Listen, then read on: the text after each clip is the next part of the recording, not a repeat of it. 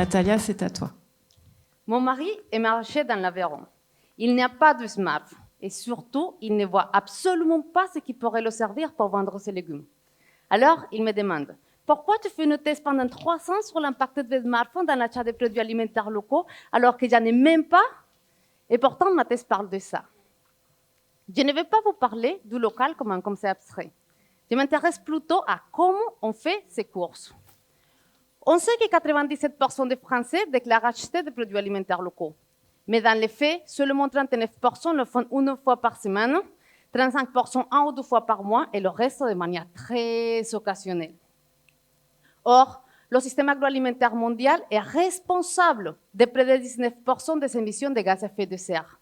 Acheter des produits alimentaires locaux peut être une des solutions pour réduire ces émissions, rapprocher les producteurs des consommateurs et revaloriser la qualité des produits. Dans ma thèse, je me concentre alors dans le parcours d'approvisionnement alimentaire, et notamment ce qui se déroule au magasin des producteurs locaux. J'identifie les routines d'achat et comment le smartphone, par ses fonctionnalités ou les réseaux sociaux, peuvent modifier ces routines.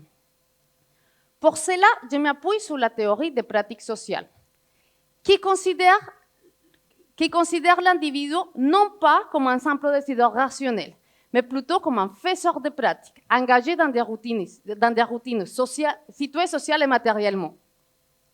Je regarde alors comment les consommateurs organisent leurs courses, choisissent leurs produits, planifient leur achat et surtout, comment ces pratiques se répètent, se stabilisent ou se transforment dans le temps. Mes premiers résultats montrent que ces pratiques d'approvisionnement alimentaire sont très planifiées et très structurées. Elles sont planifiées à des jours précis, avec un temps dédié ou un temps imbriqué, concentré le travail, l'école, le reste de la vie.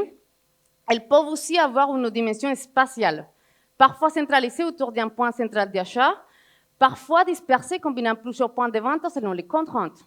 Dans ces contextes, les magasins de producteurs peuvent être centraux dans certaines routines ou simplement complémentaires dans d'autres.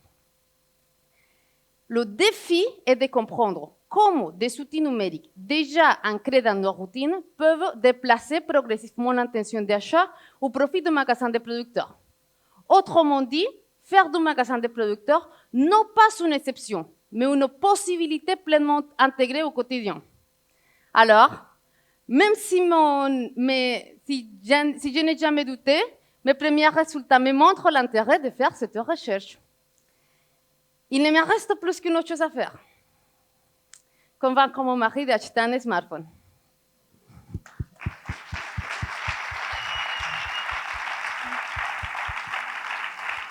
Merci Natalia.